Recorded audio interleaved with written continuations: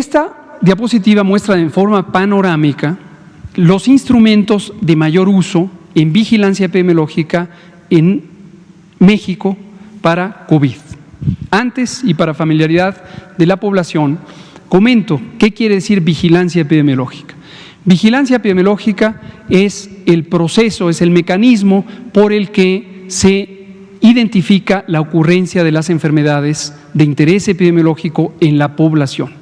Esta podríamos decir en términos generales que es el significado de vigilancia epidemiológica. Por supuesto, hay una definición muy técnica que habla de la recolección, la integración, el análisis y la interpretación para su posterior divulgación de la información sobre el estado de salud de las poblaciones. La vigilancia epidemiológica, a diferencia de lo que es más común que se identifique, no es estadística, no es sumar cosas, no es simplemente el acto mecánico de contabilizar los casos de enfermedad. ¿Por qué es tan famosa esta perspectiva de la vigilancia epidemiológica? Porque a lo largo del siglo XX, en donde se refinaron los métodos de vigilancia epidemiológica, se utilizó el recurso de contar casos como un mecanismo básico para entender lo que ocurría en las poblaciones. Pero la cuenta de casos es la forma más simple de identificación de la ocurrencia de enfermedad en las poblaciones. ¿Por qué es la más simple? Porque es sencillamente el reconocimiento de cuántos casos se van presentando en un territorio, en un referente de tiempo. Los casos de hoy, los casos de una semana, los casos del mes, los casos del año. En una entidad federativa, en una región, en un país, en un continente, en todo el mundo. Sigue siendo útil como fuente de información el reconocimiento de la cuenta de casos. Y la manera en que generalmente funciona la vigilancia epidemiológica en el mundo es a partir de la experiencia médica. Las personas enfermas acuden a unidades de salud con el propósito de cuidar su salud, recibir algún tratamiento o algún mecanismo de rehabilitación o algún mecanismo también de diagnóstico. Y por eso, en la mayoría de los sistemas de vigilancia epidemiológica del mundo, se toma la información directamente a partir de los profesionales de la salud, que ellas y ellos reconocen los casos de acuerdo a las definiciones médicas y epidemiológicas de estos casos y los registran y los informan a la autoridad sanitaria. Esta es la mecánica más básica, cómo ha funcionado y sigue funcionando una parte importante de la vigilancia epidemiológica. Pero no lo es todo. Se han incorporado nuevos métodos a la vigilancia epidemiológica, particularmente a lo largo de los últimos 30 años, y estos métodos incorporan otros elementos que no necesitan ser registrados a partir de la relación de un médico y un paciente en un consultorio. Por ejemplo, la vigilancia basada en laboratorio. Los laboratorios de diagnóstico generalmente en los modelos clásicos de vigilancia epidemiológica realizan diagnóstico a partir de que se encontró una persona con síntomas y se notificó. Pero a lo largo de muchos años ha quedado claro que también se pueden tomar muestras de líquidos y otros componentes del organismo para diagnóstico, aun cuando no se haya registrado al caso. Entre otras razones, porque una misma muestra puede servir para múltiples diagnósticos. Entonces, si yo hoy tomo una muestra, por ejemplo, de secreciones respiratorias, como lo hemos comentado, porque quiero identificar si la persona tiene COVID o no tiene COVID, es decir, tiene o no la presencia del virus SARS-CoV-2, esa misma muestra se procesa para otros virus respiratorios. En el caso de México, para 13 otros virus, un total de 14, y entonces ahí puede salir un diagnóstico por laboratorio de otros virus. Y esos otros virus no están asociados con un paciente que fue registrado con un cuadro clínico específicamente pensando en esas otras enfermedades. A su vez, las propias muestras de laboratorio pueden ser posteriormente analizadas, por ejemplo, las muestras sanguíneas, las muestras de suero, para otras enfermedades, incluso ni siquiera infecciosas. Y entonces dan lugar a otros diagnósticos por laboratorio y toda esa información es extremadamente útil. Además, otro de los elementos importantes de la vigilancia epidemiológica es reconocer qué tanto se están necesitando los servicios de salud. Porque al reconocer qué tanto se están necesitando los servicios de salud, uno puede planear apropiadamente con tiempo suficiente, pero también en tiempo real, conforme se usan los servicios. Un ejemplo de ello lo vieron ustedes hace 48 horas en este espacio, cuando anunciamos que pusimos en marcha mecanismos de redistribución de las personas enfermas de COVID, porque teníamos en algunos hospitales una disponibilidad menor de camas y en otros hospitales todavía una gran disponibilidad. Si no monitoreáramos la ocupación hospitalaria como parte de la vigilancia epidemiológica, no podríamos hacer esto, y por eso lo hacemos de esa manera. Les presento 4 componentes fundamentales de la vigilancia de COVID en este momento. Tenemos, y esto enseguida lo voy a correlacionar con las etapas de la epidemia, y recordarán cómo lo fuimos platicando conforme se fue presentando cada una de las etapas. El modelo, me voy primero a esas etapas. Recordar que las etapas, en su momento le llamamos escenarios, luego se empezó a llamar fases, etapas, ya no importa tanto el término exacto, son momentos diferentes de la epidemia que se pueden caracterizar por cómo ocurren las cosas, cómo ocurre la enfermedad en la población. En la etapa 1, o escenario 1, como lo llamamos en su momento, fue la importación del virus. Es decir, pasamos de una situación en donde teníamos 0 casos a tener el primer caso. Y esto ocurrió el 28 de febrero. Posteriormente tuvimos 2, 3, 5, 7, etcétera. Y estos conjuntos de casos se empezaban a presentar agrupados por familias o por personas con cercanía directa. Y eran pequeños brotes familiares. Y eso caracterizó en su momento a la etapa 1. Hubo un momento en que reconocimos una triplicación en el número de casos, a pesar de que eran muy poquitos los casos registrados, y eran 12 casos comparado con 4 casos. Y eso ocurrió el viernes 13 de marzo. Y esta fue la señal más relevante para decir, tenemos que anticiparnos a la fase 2. A pesar de que las otras características propias de la fase 2 no se habían presentado. ¿Cuáles son esas características o cuáles fueron? Son la ocurrencia de brotes comunitarios. Es decir, ya no son solo familias o amigos directos, sino son conjuntos de personas que empiezan a tener la enfermedad y se empieza a perder la trazabilidad. ¿Se acuerdan que hablamos de eso? Hablamos de que ya no es posible reconocer quién contagió a un caso o ese caso a quién contagió posteriormente. Y esto lo presentamos en tiempo real cuando teníamos solo 3% de casos no rastreables. Y eso ya configura la fase 2. Llegado el momento, tuvimos la fase 3, que es en la que estamos todavía. Bueno, ya no está en las diapositivas, pero por eso ponemos ahora una etiqueta ahí que dice la fase en la que estamos. La fase 3 se caracteriza por una dispersión epidémica, es decir, más allá de espacios comunitarios reconocibles, y uno empieza a ver la ocurrencia de contagios a distancia. ¿Cómo sabemos esto? Por la relación que guardan las comunidades. Les pongo un ejemplo muy concreto. En Culiacán, Sinaloa, hay poca conectividad, poca relación directa con un punto remoto como Tijuana. Sin embargo, existen relaciones por razones de trabajo, por razones sociales, económicas, seguramente familiares en algunos casos, diversas, que hacen que estas dos poblaciones estén vinculadas. La dinámica de transmisión, es decir, la velocidad de ocurrencia, empieza a sincronizarse entre dos comunidades físicamente distantes que guardan una importante relación entre ellas. Eso es propio de la fase 3. Ahora, la fase 3, el elemento más importante es el riesgo de que se saturen las unidades médicas.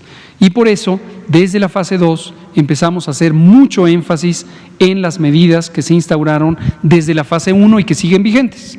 Y es quédate en casa, la Jornada Nacional de Sana Distancia, porque es el mecanismo más efectivo de reducir los contagios, porque es masivo y eso hace que se reduzcan masivamente los contagios.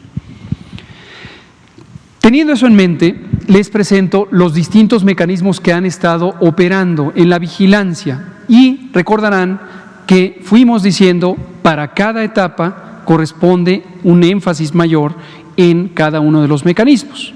Cuando tuvimos la etapa 1, interesaba hacer lo que ha recomendado la Organización Mundial de la Salud, no solo para esta enfermedad, sino desde hace mucho tiempo para enfermedades como esta, que es la contención comunitaria. En la contención comunitaria está centrada en casos sospechosos. Y la rutina básica es detectar casos sospechosos, es decir, aquellas personas que tienen fiebre, tos, dolor de cabeza, dolor de garganta, y desde el momento en que se les detecta, se empieza a estudiar sus contactos. Y esto es una entrevista médico-epidemiológica en donde se estimula la memoria de las personas y de manera sistemática se identifica con quién estuvieron en contacto, qué tan cerca estuvieron en contacto, cuánto duró el contacto y cómo ese contacto pudo estar relacionado en tiempo con los momentos de enfermedad de la persona que es potencialmente contagiante. Recordarán que eso lo comentamos hace unos días respecto a el posible riesgo de infección en esta comunidad a partir de que teníamos una persona que aquí estuvo en una noche donde posiblemente ya tenía síntomas. Ese es el tipo de estudio de contacto o de caso y contactos que se hace en la fase 1. ¿Se suspende en la fase 2 o en la 3?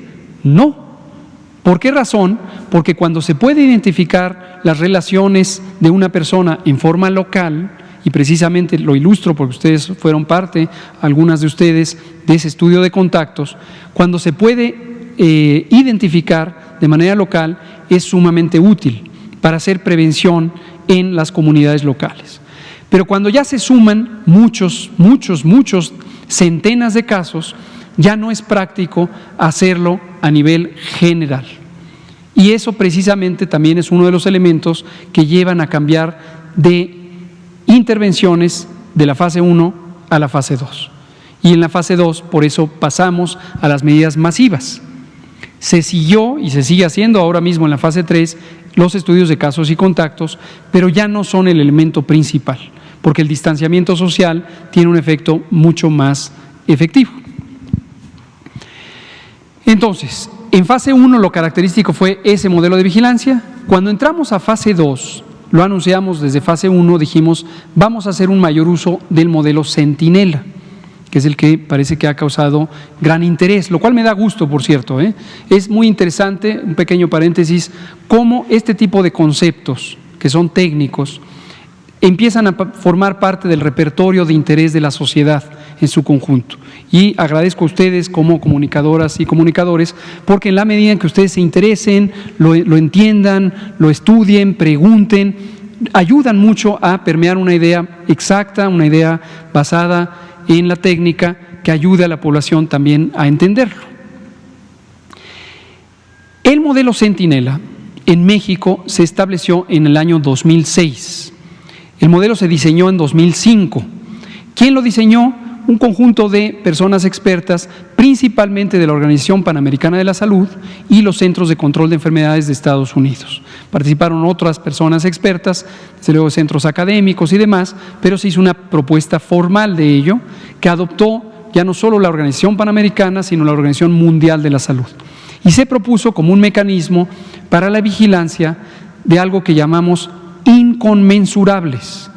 Inconmensurables quiere decir que no es posible medir en forma directa. En nuestra vida diaria tenemos una gran cantidad de fenómenos inconmensurables, porque son fenómenos masivos, fenómenos que ocurren en una forma generalizada, geográficamente dispersa, y no se puede contabilizar cada uno de los eventos, en el caso de la salud, cada uno de los casos. Ni es útil, ni es práctico, ni es efectivo para los fines de orientar las políticas públicas, las intervenciones y el monitoreo de tiempo real de cómo van ocurriendo las enfermedades. Influenza es una enfermedad que está causada por un virus que da un síndrome muy parecido a COVID y que se presenta en todo el mundo, todos los años, y afecta a la tercera parte de todas las poblaciones del mundo. Entonces imagínense lo inconmensurable que es. Si lo vemos en México, Estamos hablando de 40 millones de personas que se infectan con el virus influenza todos, absolutamente todos los años. En un periodo corto, además, esto ocurre entre octubre y marzo. Entonces, ningún caso tendría ir a contar 40 millones de personas porque no sacaríamos información útil para lo que interesa en el caso de influenza y también en otras enfermedades. Por eso fue muy bienvenido el sistema de vigilancia Centinela en 2006. En México se utilizó de forma, diríamos, experimental en 2006-2007. En 2008 lo reestructuramos, ampliamos el número de unidades monitoras de influenza, así se les llamaba en su momento, y empezó a funcionar de manera efectiva. Una anécdota que a veces he contado, pero no sé si se las he contado a ustedes, es que cuando llegó la pandemia de influenza 2009, una de las primeras señales fue que empezamos a tener un mejor reconocimiento de los casos. Y la primera interpretación que tuvimos, dado que habíamos estado trabajando durante 2008 en el perfeccionamiento del modelo Centinela, pensamos que era una representación del logro que habíamos tenido en mejorar la vigilancia epidemiológica de influenza. Y muy pronto nos dimos cuenta que no solo era el logro, sino que estábamos teniendo una epidemia, una enfermedad emergente. Ahora, es posible que si no lo hubiéramos perfeccionado, no lo hubiéramos reconocido como lo reconocimos en ese momento. Regresando a la evolución de este sistema a lo largo de todos los años que han pasado, desde el 2006 se ha ido mejorando, progresivamente se mejora y se mejora su capacidad instalada. Hoy tenemos 475 unidades de salud monitoras, ahora se llaman de enfermedad respiratoria. Esto fue a partir de COVID, hasta antes de COVID se llamaban unidades de salud monitoras de influenza. Y además representan ya no solo a todo el sector de las instituciones públicas, sino también hay instituciones u organizaciones privadas que hacen un excelente trabajo también con contribuir a la notificación para la vigilancia Centinela. Ahora, la vigilancia Centinela deliberadamente acepta la realidad y la realidad es, este es un fenómeno inconmensurable, de modo que no podemos, ni queremos, ni sirve medirlo de manera directa, y de pretender que se puede medir de manera directa, estaríamos cayendo en una falsedad, porque se pensaría que puedo detectar a todos y cada uno de los casos, y la cuenta de casos que tuviera de manera directa siempre va a representar una proporción menor al 100% de los casos existentes. Y por eso la vigilancia Centinela es un mecanismo eficiente, porque acepta la realidad de que no se están documentando todos los casos leves y entonces se hace una adaptación para expandir el número con estimaciones que están basadas en la dinámica de ocurrencia de la enfermedad en términos territoriales, la demanda de atención médica y las características de las personas, en particular, por ejemplo, su distribución de edad, para reconocer cuál sería el porcentaje de personas que no están siendo representadas y que sí son representadas cuando se hacen las estimaciones correspondientes. Ese es, en síntesis, lo que ocurre con la vigilancia Centinela. La otra cosa que también permite la vigilancia Centinela es hacer más eficiente la vigilancia basada en laboratorio.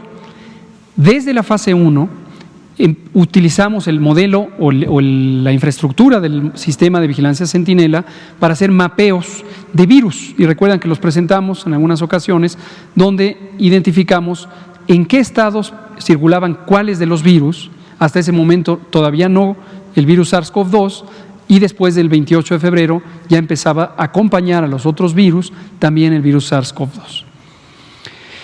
Retomo aquí. Uno de los componentes es el modelo Centinela. Ahora, esto identifíquenlo por favor, porque me parece que esto todavía genera una percepción equivocada de cómo funciona el sistema.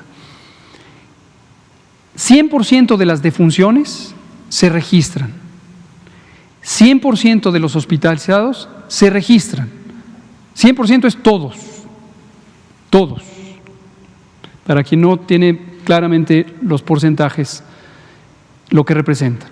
Y 10%, es decir, 1 de cada 10, de los ambulatorios. Ambulatorio quiere decir que se maneja médicamente sin que tenga que estar hospitalizado. Es decir, son los casos médicamente leves, clínicamente leves, quienes no tienen neumonitis, quienes no tienen neumonía, quienes no están en estado crítico. Entonces vean ustedes cómo donde tenemos que hacer la estimación en el modelo Centinela es específicamente para los ambulatorios. Los demás se registran al 100%. ¿Qué interesa saber de ahí? La carga estimada de enfermedad y el perfil epidemiológico. Esto es muy importante. Para poder tener una documentación detallada de los casos, y de ahí sacamos, por ejemplo, las proporciones de personas que tienen comorbilidades, diabetes, hipertensión, obesidad, tabaquismo, etcétera. También sabemos cuál es su dinámica de evolución de la enfermedad. La mediana, por ejemplo, el número que hemos dado de cuánto tardan las personas en presentar complicaciones a partir del inicio de los síntomas, también sale de aquí, porque nos permite una documentación detallada. Requiere tener personal que se ha entrenado específicamente para la vigilancia a lo largo de varios años. También requiere un procedimiento muy eficiente para el manejo de las muestras biológicas y que se priorice su envío a los laboratorios de diagnóstico. Entonces, esto es vigilancia Centinela. Luego tenemos, estas son 475. Luego tenemos 26,000, más de 26,000, les doy solo el número redondo, más de 26,000 unidades de salud, de primer nivel, es decir, clínicas, de segundo nivel, hospitales generales, y de tercer nivel, hospitales especializados. Y como he dicho, no solamente del sector público, también algunas privadas. ¿Qué informan esas unidades? 100% de las hospitalizaciones, 100% de las defunciones. Entonces, esto es al 100%, esto es al 100%. ¿Sí? ¿Qué información producen o se puede obtener de ahí? Carga de enfermedad grave y carga de defunciones, es decir, la cantidad de defunciones. El dato que presentamos aquí todos los días no es de aquí, es de aquí y aquí, es el todo. ¿Sí? En general, esto nos permite tener un perfil de la enfermedad grave y un perfil de las defunciones. Pero además nos permite identificar la circulación de virus en el territorio y el porcentaje de positividad que presentamos aquí también todos los días, no, ya no todos los días porque cambia poco, pero cada semana. Y la carga confirmada total de enfermedad. Lo sacamos de esta combinación. Termino con esta diapositiva hablando de que también tenemos un mecanismo del que todavía podemos comentar mucho más, que es la red de laboratorios privados. Y enseguida les voy a mostrar la lista de los laboratorios privados. Esto también se prestó al inicio a una inquietud que me llama la atención, que llegó hasta primeras planas de algunos periódicos que decían: burocracia frena pruebas, crece virus, y empezaron a permear, no sé con qué intención, y definitivamente no con una base documental verídica, que en algún momento no nos interesaba que hubiera laboratorios privados que hicieran el diagnóstico. Pero bueno, cada periódico tiene su propio estilo. Hoy, por cierto, es el Día Mundial de la Libertad de Prensa, lo cual celebramos. También es el Día de los Albañiles en México, entonces hoy celebramos ambas cosas, ¿no? Pero aquí retomo porque esta libertad de prensa, pues cada quien la ejerce con el plan que tenga, la agenda que tenga, y supongo que al final de la combinación surge la mejor explicación de la realidad. Pero me llama la atención porque con esto del laboratorio, desde los primeros días de preparación, estamos hablando la segunda semana de enero, pusimos en la mesa de trabajo a las 3 grandes asociaciones de laboratorios privados, con el ánimo de que esto fuera completamente abierto y fuera completamente transparente, que quien quisiera hacer diagnóstico lo hiciera. Y solo pusimos 2 requisitos. El primero es demostrar su competencia técnica mediante una evaluación comparativa que hiciera el INDRE, nuestro Laboratorio Nacional de Referencia, para que supiéramos quién tenía estándares de alta calidad y quién no los tenía. Y durante varias semanas había muchísimos que querían hacer diagnósticos, pero no cumplían esa calidad. Y lo segundo, que se comprometieran con la vigilancia epidemiológica, es decir, que no ocultaran información, porque lo que no queremos es que de repente haya una unidad, desde luego inaceptable en los públicos, pero también en los privados, que ocultara información de un fenómeno que es de interés público. Entonces fueron las únicas dos condiciones. Y de ahí sacamos un mecanismo, hoy funciona a la perfección, en la medida en que estos laboratorios empezaron a enmendar sus capacidades y lograr demostrar su calidad. Y se obtiene por demanda directa, el que quiera ir va, finalmente son entidades privadas, las que son privadas, y en el sector público tenemos, que empezó a funcionar también desde el inicio, obviamente, los 31 laboratorios estatales de salud pública, el laboratorio de la Ciudad de México, el INDRE, nuestro laboratorio nacional de referencia, y también otros laboratorios adicionales que se pusieron en unidades médicas, concretamente en institutos nacionales de salud, en unidades médicas de alta especialidad del Seguro Social y del ISSSTE. Y tenemos una buena cobertura territorial. Lo que nos da ahí es esta carga mixta de casos y portadores. Esto es importante porque no toda persona que sale positiva a la prueba es un caso. Y hay una proporción importante de personas que son asintomáticas. Hemos hablado aquí varias veces de los portadores asintomáticos. Entonces, esta estadística no se combina con aquella porque son señales diferentes, pero nos da información muy valiosa de lo que está ocurriendo en las distintas comunidades. Y termino con esta, que este es el centro temático ahorita en fase 3. Y les recuerdo que dijimos a cada fase, cada método. Este es el método principal que nos permite monitorear cuántos casos, qué características tienen esas personas, en qué momentos ocurren, en qué unidades de salud demandan información, si se complican o no, cuántos de los que se complican fallecen, en qué tiempo, etcétera, etcétera, etcétera. Y es esta red IRAG, IRAG quiere decir infección respiratoria aguda grave, que nos da a nivel hospitalario el monitoreo de ocupación. De ahí viene el mapa que mostré hace rato, las estadísticas de ocupación, pero también tenemos la información sobre lo que ocurre en el país, en el territorio. La siguiente, por favor. Regresando a la SUSMER, que son las que están, 475 que están en el componente de vigilancia centinela, ahí está el mapa, este ya lo habíamos presentado, creo que fue el 8 de abril, y se ven ahí los distintos puntitos donde se ve a qué institución corresponden. Los que son anaranjados son privados. Aquí hay uno, acá hay otro, aquí hay otro, aquí hay otro, acá hay otro, otro, etcétera. Y algunos que son menores en cantidad, hospitales universitarios, que también participan en este proceso. La siguiente. Me voy a pasar para acá. Esto lo que nos permite es información en tiempo real, utilizando definiciones de caso estandarizadas. Es decir, nos permite saber que una persona y otra y otra y otra que se presentan en las distintas unidades de salud, cuando se considera como casos sospechosos, en su momento lo son, y después confirmados cuando se les toma la prueba y la prueba sale positiva, corresponden a lo mismo. El diagnóstico por laboratorio que se hace en los casos se notifica aquí está, todas las defunciones en más de 26,000 unidades, y se hace un registro nominal y seguimiento de los casos, es decir, sabemos exactamente la persona con todas sus características. Ahí se ilustra la distribución de los laboratorios. Nuestra red nacional de laboratorios de salud pública es muy robusta. México desde 1951 tiene esta red. El INDRE, nuestro laboratorio nacional de referencia, participa en la red global de vigilancia de influenza desde hace mucho, y no me va a extrañar, pero además va a ser motivo de gran orgullo, que si se establece una red global de vigilancia de COVID, México será partícipe de esta. La siguiente.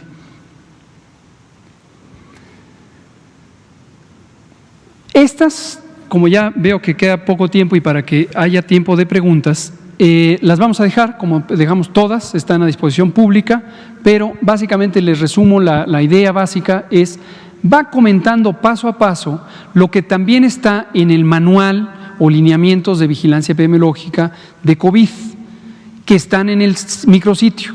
Entonces, por favor, no se limiten, toda la información es pública, échenle un ojo y vean cómo son las instrucciones que recibe el personal técnico, el personal de salud para hacer el proceso. La siguiente.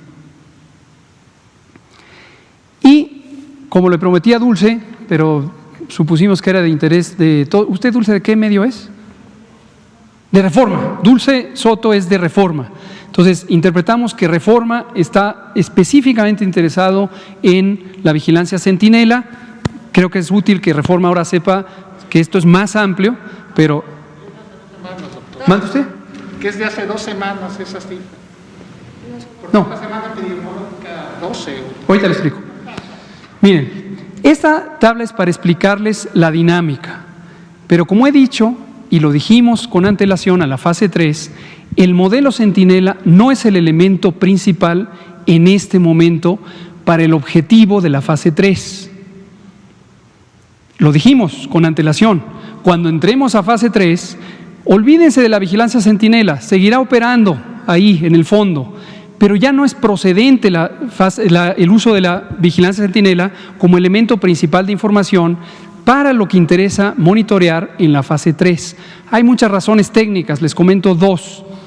Una es la velocidad de ocurrencia de los casos y la cantidad de los casos es notablemente mayor en la fase 3 que en la fase 2. Esa es una razón. Y obviamente, como señala Mauricio, los tiempos de procesamiento de creo que ya le volví a cambiar de nombre a Mauricio, perdón. Alejandro. Los tiempos de procesamiento dependen de la vigilancia generalizada en las 26,000 unidades que tienen cortes semanales con entrega de resultados por parte de los estados una semana después. No resulta práctico monitorear una fase 3 utilizando esto. Y lo segundo es que las unidades, estas 475, no pueden dar suficiente resolución estadística para las entidades federativas, pues son muy poquitas. Son útiles para el panorama nacional, pero no para cada entidad federativa en particular. Y cada entidad federativa necesita tener información de la ocurrencia de lo que ocurre en fase 3.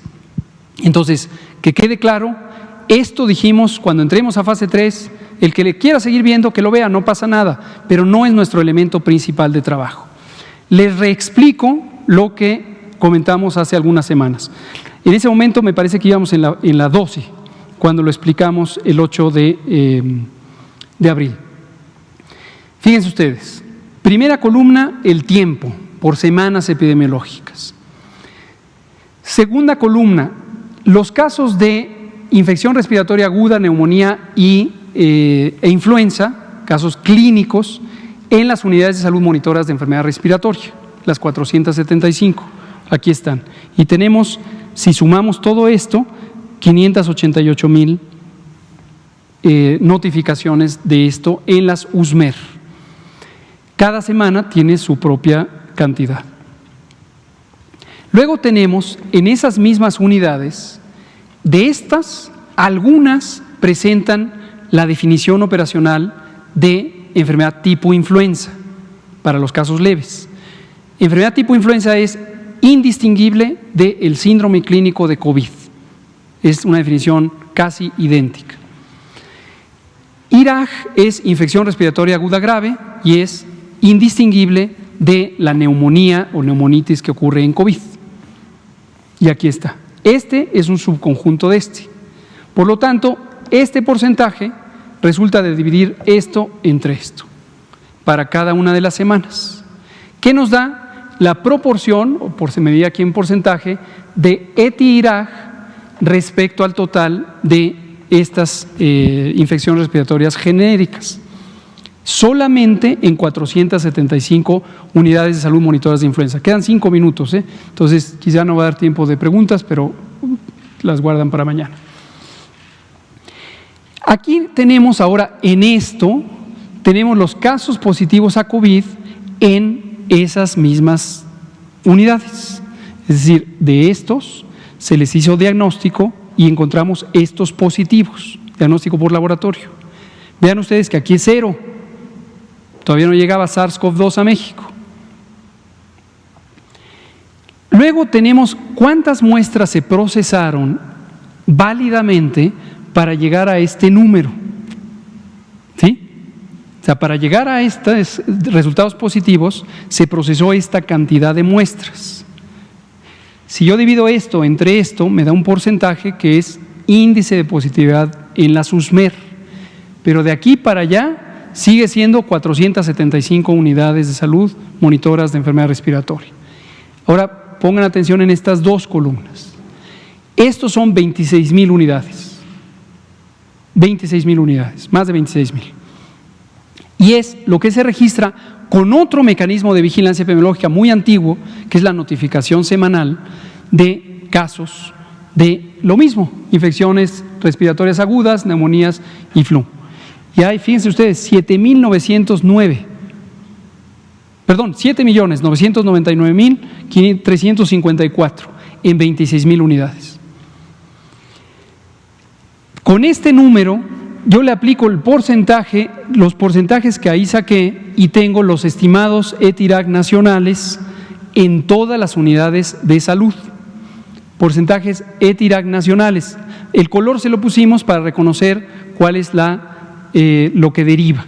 Esto deriva de este porcentaje. Finalmente, yo tengo a estos, les aplico el porcentaje de positividad y tengo los estimados COVID que no se notifican de manera directa y que son casos leves. Lo vuelvo a decir, que son casos leves. Lo vuelvo a decir, que son los casos leves, que son quienes no se notifican al 100%. Y obtengo esta cifra, 104,562 casos mayormente leves, que se suman a los 20 y tantos mil que son mayormente graves, que informamos aquí todos los días. Ahora, un detalle, porque he visto también que hay matemáticas y matemáticos que les llama mucho la atención esto y que hablan del descubrimiento de nuevas aritméticas. Este proceso de estas dos columnas, de esta y esta, se hace de una manera estratificada. ¿Qué quiere decir estratificado? Se va haciendo por fragmentos, estado por estado, y para cada uno de los grupos de edad, de 5 en 5 años. Entonces, si usted está ahí en la comodidad de su hogar, esperando a ver que estos cálculos salgan de manera directa, y usted quiere multiplicar esta proporción por este número para que le salga este número, no le va a salir, como lo dije aquí el 8 de abril, porque esto se hace estratificado por cada uno de los estados y cada uno de los grupos de edad. Aquí traigo esta tabla para llegar a este resumen y explicar la mecánica básica. ¿Sí? Vamos a ver la siguiente. Este es el elemento de información necesario para la fase 3, como lo dijimos durante la fase 2, anunciando que cuando viniera la fase 3, este iba a ser nuestro instrumento más importante. No me detengo ya, en primera porque quedan 3 minutos, en segunda porque esto lo hemos estado explicando todos los días desde que empezó la fase 3 y lo seguiremos explicando o comentando para que todas y todos de una manera abierta, directa, transparente, sin especulaciones, podamos ver lo que ocurre en la realidad que nos atañe a todos, que nos interesa a todos, que todos queremos sumar esfuerzos para proteger a la población, ¿no es cierto? ¿Ese es nuestro interés? Perfecto. Entonces, esta curva es simplemente una manera más visual de la que nos han aportado estos maravillosos grupos académicos que coordina CONACYT y que son las proyecciones o predicciones de la curva epidémica de casos. Esta en particular son hospitalizaciones en terapia intensiva. Esta ya considera la duración de la hospitalización. Ojo, no se interprete como nuevos casos en cada día. Es número de personas que estarán en ese día hospitalizadas en la terapia intensiva. Para esta gráfica en particular, las de la Ciudad de México, pero tenemos una semejante para 20 ciudades o zonas metropolitanas.